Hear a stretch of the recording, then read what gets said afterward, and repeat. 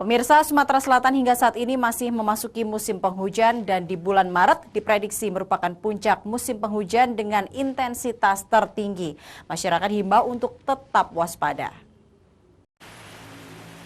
Berdasarkan data dari Stasiun Klimatologi Sumsel wilayah Sumatera Selatan hingga saat ini masih memasuki musim penghujan. Di bulan Maret, pihak BMKG telah memberikan peringatan dini untuk 3 wilayah yang berpotensi hujan lebat, yakni Ogan Ilir, Kota Palembang, dan Banyuasin. Sedangkan cuaca ekstrim biasanya terjadi pada musim peralihan yang berimbas hujan deras disertai petir dan angin kencang. Masyarakat tetap dihimbau meningkatkan kewaspadaan saat musim hujan dengan potensi yang disertai awan cumulonimbus. Pada fase ini, puncak awan dapat tumbuh mencapai lapisan atmosfer yang sangat tinggi dan membentuk landasan awan.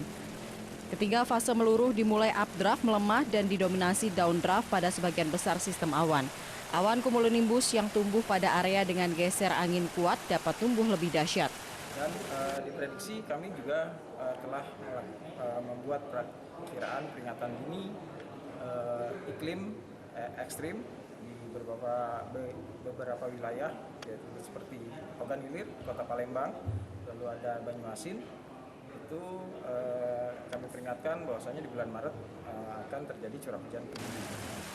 Sementara musim kemarau diprediksi akan jatuh pada bulan Mei dan Juni 2023.